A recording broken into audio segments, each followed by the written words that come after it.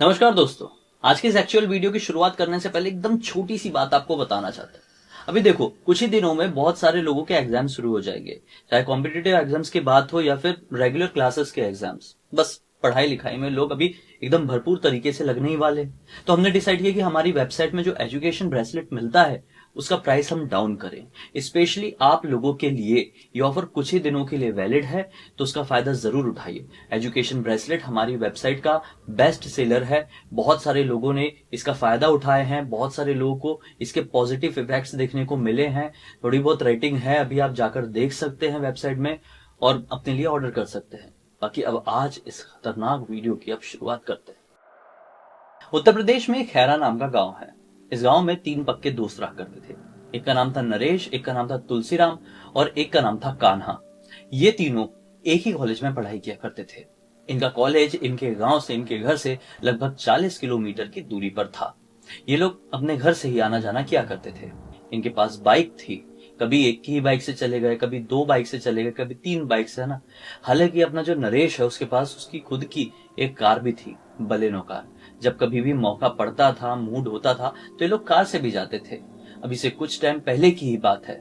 इन लोगों के कॉलेज में एक फंक्शन था, एक बढ़िया सा मस्त वाला, जो कॉलेज वाले कभी कभी फंक्शन नहीं कराते क्या, एनुअल फंक्शन टाइप का, ऐसा कुछ रहा होगा भाई। तो सारे बच्चे इनवाइटेड थे। इन लोगों ने डिसाइड किया कि हम तो भाई कार से ही जाएंगे, स्टाइल बनेगी, रोला बनेगा। ये लोग बढ़िया से टिप टॉप तैयार हुए और नरेश की कार में सवार हुए। ये फंक्शन 7 बजे स्टार्ट होने वाला था। डिनर विनर कंप्लीट करके कॉलेज से सबको छुट्टी मिल जाती, घर आ सकते थे। ये लोग टाइम पर 7 बजे अपने कॉलेज, अपने फंक्शन में पहुंच तो गए। फंक्शन एंजॉय करना भी शुरू किए हैं, लेकिन बस 2 घंटे के अंदर इनको इतना बोर लगने लगा कि कुछ मजा ही नहीं आ रहा था। मानो कि इनका जो शाम है बहुत फीकी पड़ गई थी। इन लोगों ने प्लानिंग और एक्सपेक्टेशन अपनी बहुत ज्यादा हाई रखे हुए थे। इसलिए इन लोगों ने डिसाइड किए कि यहाँ पर जो कुछ भी चल रहा है वो चलने दो, ये बच्चों वाली चीजें हैं। अपन लोग चलते हैं, थोड़ा बियर शियर गटकाते हैं। अब होता ये है कि ये लोग वहां से निकलने ही वाले थे कि इनको इनके कॉलेज का एक दूसरा ग्रुप मिल जाता है। उनके साथ भाई थोड़ी बातचीत, घुमाई फिराई आसपास के एरिया में हो जाती है। फिर बज जाते हैं रात के 11:30। इनका जो दूसरा ग्रुप था दोस्तों का वो निकल जाता है और फिर से फाइनली ये 3 ही बचे। अब इन लोगों ने सोचा अब क्या कॉलेज जाएंगे, वहां पे क्या सिर्फ खाने के लिए ही जाएंगे, अब तो सब कुछ खत्म भी हो गया होगा। एक काम करते हैं भाई, अपन चलते हैं, फाइनली जो हमारा पहले का प्लान था वो प्लान को ऑन रखते हैं, बियर शेयर गटकाएंगे।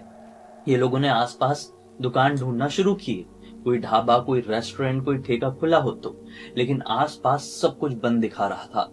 फिर बड़ी मुश्किल से इनको एक ढाबा खुला हुआ दिखा, जहां पर ढाबा कम ठेका ऐसा कुछ रहा होगा वो, जहां पर दिखाया कि वहां पर रात भर वो खुला रहेगा और मिल सकती है इनको इनके हिसाब की चीज।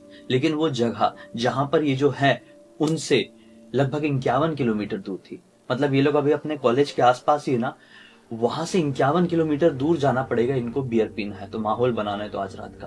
अब देखो, मूड तो नहीं हो रहा था तुलसीराम का, लेकिन अपना जो गाना है और जो खास अपना ये है, मतलब नरेश, इसने कन्विंस कर लिए तुलसीराम को। बोला ठीक है भाई, चलो चल लेते हैं, अब क्या है।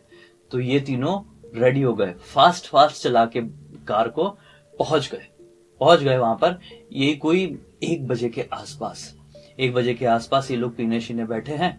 पूरी पेटी ले लिए थे और थोड़ा सा हुआ, इन लोगों का आधा पेटी खत्म किए होंगे। फिर बोले कि चलो अभी थोड़ी आगे जाते हैं, कोई सुनसान एरिया मिलेगा, थोड़ा open area, open sky, open जंगल टाइप का, वहां पर बैठ के एंजॉय कर लेंगे। ऐसा एंजॉय तो हमने पहले कभी किए नहीं है, घर वालों से डर डर के ही पीते हैं।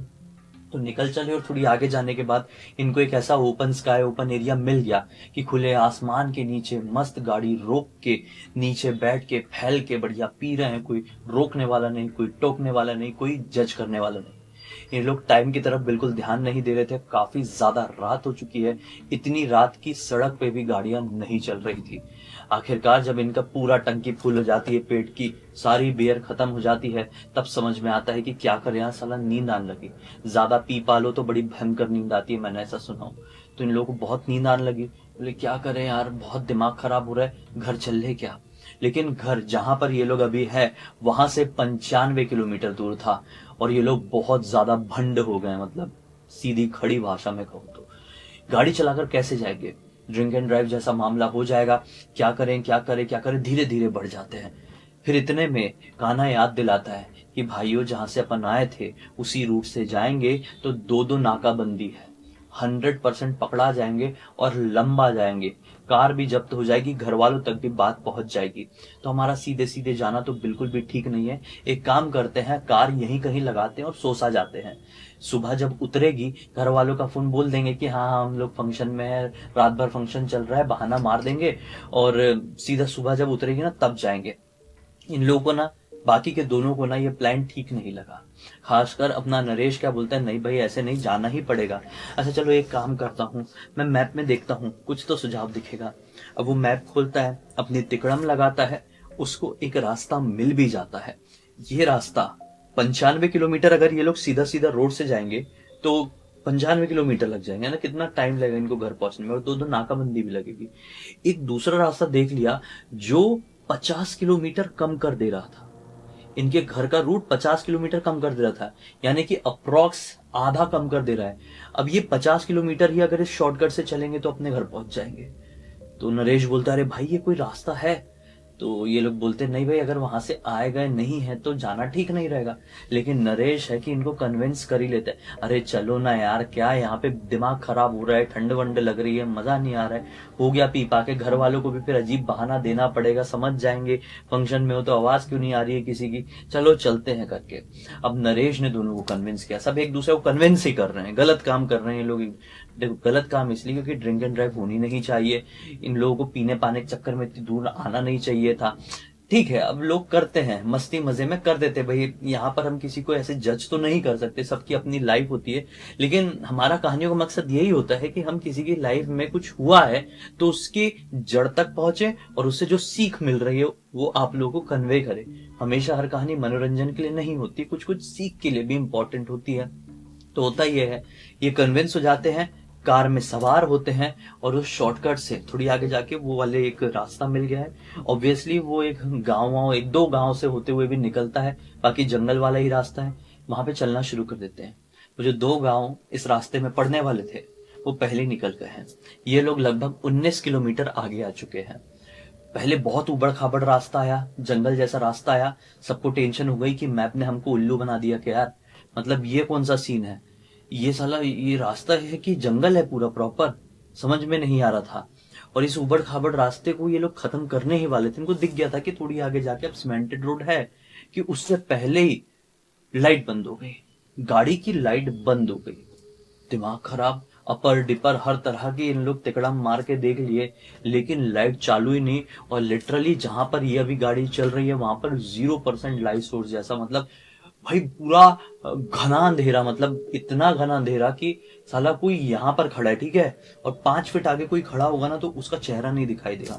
तो गाड़ी चलाना रिस्की नहीं हो जाएगा क्या? मतलब एक तो अनजान सड़क में चला रहे, आप जान पहचान की जगह पर चल रहे हो तो इतना समझ में आता है, ये लोग अनजान जगह पर चल रहे थे। तो डिसाइड करते हैं कि एक काम करते हैं, गाड़ी रोकते हैं यहाँ पे। ये लोग गाड़ी वहां पर रोक देते हैं।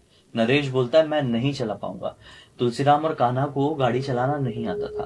तो प्लान किए कि एक काम करते हैं भाई, कुछ लाइट वाइट खराब हो गई है, यहाँ पर किसी की हेल्प भी नहीं मिलेगी, ज्यादा फोकट का हाथ पैर नहीं मारते हैं, एक काम करते हैं साइड में गाड़ी लगाते और सो जाते हैं। कुछ ही घंटे की बात है, सुबह हो जाएगी, फिर निकल जाएंगे, हल्की भी रोशनी आ गई तो फिर कोई प्रॉब्लम ही नहीं ना यहाँ से गाड़ी निकालने में। यानी समझ लो 4:30 5 बजे तक का, 5 बजे तक का मैक्सिमम वेट करना है अपने को। बोले ठीक है, सीट वीट लंबी करो, सो जाते हैं। सीट वीट मस्त लंबी कर ली और सोई ही हैं। ना जाने कितना समय बिताए होंगे इन लोगों ने सोते हुए, घड़ी वड़ी नहीं देखे। इनकी गाड़ी में कोई dub dub dub dub dub dub dub dub dub ऐसा खटखटाता है। ये हड़बड़ा के तीनों उठते हैं कि कौन है कौन है कौन है। उठ के गाड़ी के अंदर से बाहर तरफ देखे, मैंने जैसा बोला 5 फीट में कोई साला, वहां पे इतना अंधेरा था कि कोई दिखाई ना दे, तो गाड़ी के अंदर से बाहर कैसे दिखाई देगा। टेंशन में आ गए, थोड़ा मोबाइल का फ्लैश लाइट ऑन किए, अंदर से बाहर मार के देखने की कोशिश कर रहे हैं, लेकिन दूर दूर तक ना ही किसी की हलचल दिखाई दे रही, ना ही कोई समझ में आ रहा है। अब इन लोगों ने खिड़की डाउन की है, खिड़की डाउन से नीचे करके देख रहे हैं, फिर तीनों गाड़ी से उतरे तो भी कोई समझ में नहीं आ रहा है। बोले ये था क्या, ये वहम नहीं था, ये 100% कोई ना कोई था जो ऐसा भागा है नॉक करके। तभी तो तीनों की एक साथ नींद खुली। अगर ये वहम रहता, ये सपना रहता, ये सिर्फ घबराहट रहती तो एक हाथ की ही खुलती। ये तीनों एक साथ क्लियर सुने थे। चलो कुछ 5-10 मिनट और बिता दिए, कुछ दिख नहीं रहा है, कुछ समझ में नहीं आ रहा है। तुलसीराम बोलता है कि मैं 1 नंबर करके आता हूँ। तुलसीराम उतरा, 1 नंबर करने के लिए चला गया। 2 मिनट बाद वो 1 नंबर करके आ गया। फिर उसके बाद अपना ये नरेश है, नरेश बोलता है भाई मैं भी 1 नंबर करके आता हूँ। नरेश जाता है, बड़ी आगे एक पेड़ था, उस पेड़ से थोड़ा पहले इसको मालूम था भाई पेड़ वेड़ के नीचे नहीं करना चाहिए, पता नहीं कहाँ पर कौन सा पेड़ निकल जाए और उस पेड़ में कौन वास कर रहा हो नहीं मालूम, क्योंकि नरेश थोड़ा इस मामले में समझदार था। वो 1 नंबर कर रहा था, ऐसा सर नीचे था उसका, ठीक है। अचानक से उसको ऐसी हलचल सी फील सुनाई दी, उसको ऐसा फील हुआ कि मेरे सामने कुछ है। तो नीचे देखते देखते, जनरली 1 नंबर करते टाइम ऐसे नीचे देख रहे होते बहुत सारे लोग, उसको समझ आया सामने कुछ है। ऐसा सर उठाता है, मैंने क्या बोला, कितनी बार रिपीट कर दिया, पिच ब्लैक अंधेरा है वहां पर। लेकिन जब इसने नजर उठाया ना, उसको एग्जैक्टली इसके सामने एक चमकती हुई साड़ी पहनी हुई एक लगभग छोटी सी, ये कोई 8-9 साल के आसपास की एक कुछ दिखाई देती है, एक लड़की दिखाई देती है। वो सफेद रंग की साड़ी पहनी हुई है, उसकी आंखें सफेद सफेद चमक रही है, और लिटरली वो जो लड़की है वो प्रॉपर चमक रही थी। और उसे देखकर साफ समझ में आ गया कि वो नॉर्मल तो नहीं है। और इसे देखकर ऐसे करी, मतलब लिटरली जानवरों जैसे आवाज निकाल रही थी। इसका दिमाग खराब हुआ, घबराया, भागा, आधे में ही भागा, फटाफट फटाफट गाड़ी का दरवाजा खोला, हड़बड़ाते हुए अंदर आया और गाड़ी चालू करने लगा, लेकिन गाड़ी स्टार्ट नहीं हुई।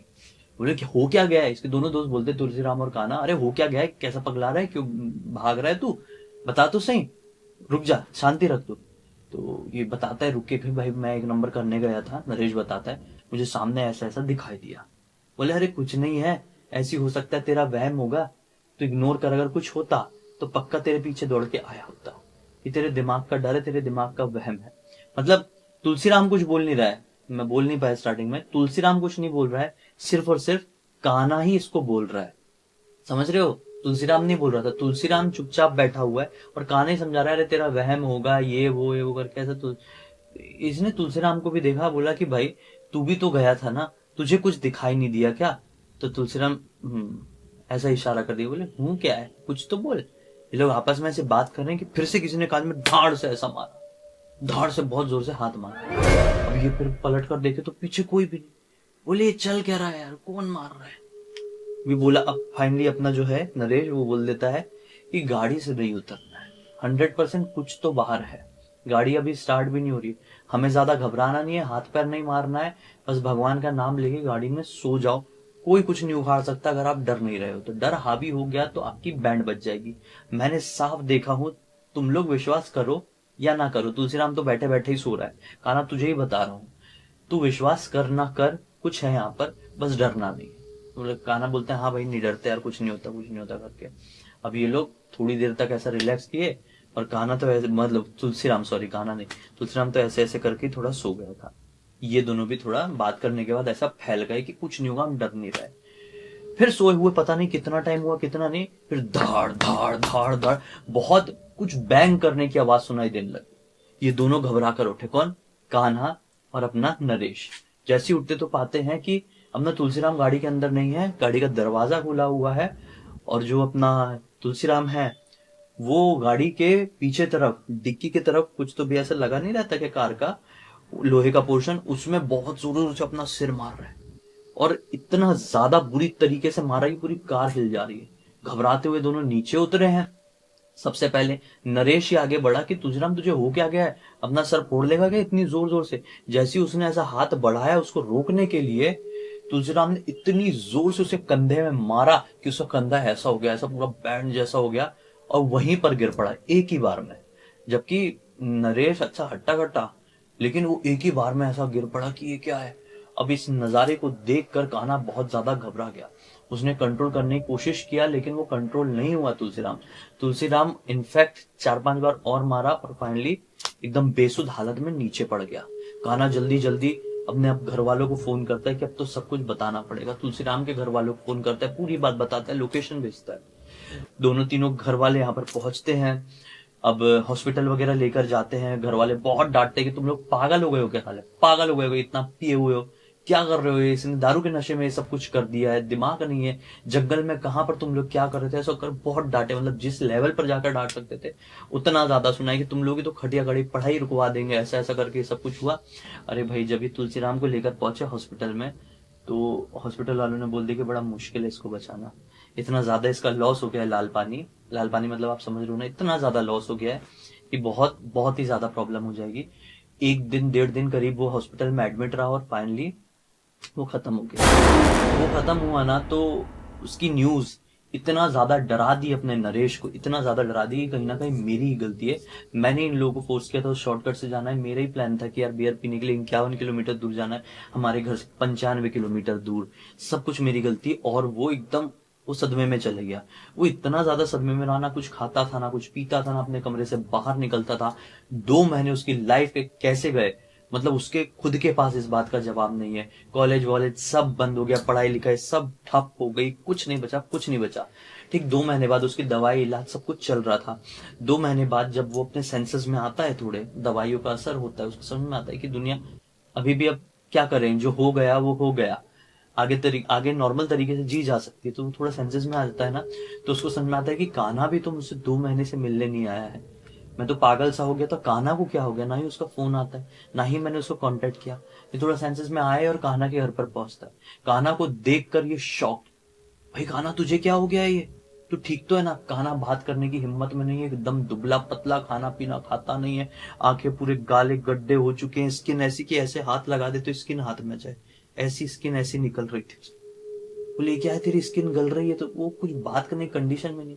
कान्हा का बड़ा भाई बोलता है कि भाई तुम लोगों के साथ ये सब कुछ जो भी हुआ, वहां से लौटने के लगभग 1 हफ्ते बाद से इसकी कंडीशन है। रोज रात में दिन भर ये ऐसे ही रहेगा, एकदम कमजोर, किसी से बात करने की हिम्मत नहीं, ना खाता है ना पीता है, इलाज दवाई बबाई सब चल रही है। लेकिन रात जब होती है ना, इसके अंदर पता नहीं कौन सी ताकत आ जाती है, इसके हाथ में जो आता है वो चीज उठा के तोड़ देता है, फोड़ देता है। टीवी फोड़ दिया घर की, पलंग तोड़ दिया है, इतनी गला फाड़ फाड़ के चिल्लाता है कि आसपास के लोग सोचते हैं कि पता नहीं इनके घर पर क्या हो गया है।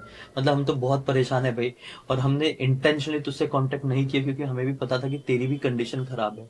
बस अब क्या कर सकते, तू ठीक है ना। मतलब कान्हा का बड़ा भाई हमने नरेश से ये बोल रहा है, नरेश बोल रहा है कि मैं तो ठीक हूँ, लेकिन सब कुछ क्या हो गया, आप इसका इलाज कराओ। क्या बोल सकता था अपना नरेश भी। कुछ दिन तक चलते रहा और लगभग 4 महीने तक वो फाइट किया अपनी सिचुएशन से कान्हा। और उसके बाद कान्हा की भी मृत्यु हो गई। कान्हा की भी मृत्यु हो गई। फिर लगभग 6 महीने तक अपना ये जो हीरो है, मतलब नरेश, कहानी का मुख्य किरदार, इसलिए कई बार मैं हीरो बोल देता हूँ, मुझसे निकल जाता है। तो कहानी का मुख्य किरदार नरेश 6 महीने तक और सदमे में फिर से रहा। उसकी लाइफ पूरी ऐसी चली गई, ऐसी मतलब, क्योंकि अपने आप को हर चीज का दोषी माना ना। फिर धीरे धीरे धीरे करके अब भाई समय है, बीत जाता है, घाव है, भर जाते हैं, क्या बोले। वो रिकवर किया और अब उसको समझ में आता है कि लाइफ में मुझसे क्या गलती हो गई। पूरी पूरी घटना की जानकारी मुझे नरेश ने ही इंस्टाग्राम पर लिखकर भेजा और बोला पूरी दुनिया को बताओ, इसे सभी को सीख लेनी चाहिए कि जिंदगी में क्या नहीं करना है, सपने में भी नहीं। इसी एक नोट के साथ अब कहानी का अंत कर देते हैं। अब तक देख लेते तो लाइक कर देना, चैनल को सब्सक्राइब कर देना। इंस्टाग्राम और हमारी वेबसाइट की लिंक डिस्क्रिप्शन बॉक्स में मिल जाएगी। इंस्टाग्राम में ऐसे ही कुछ आपके साथ बीता है तो लिख के भेज सकते हैं, और वेबसाइट के बारे में मैंने आपको स्टार्टिंग में इतना लंबा चौड़ा बता दिया, तो चेकआउट करके प्रोसीड कर सकते हैं। बाकी कल फिर से मिलते हैं, तब तक के लिए बहुत बहुत धन्यवाद। आपका दिन शुभ हो।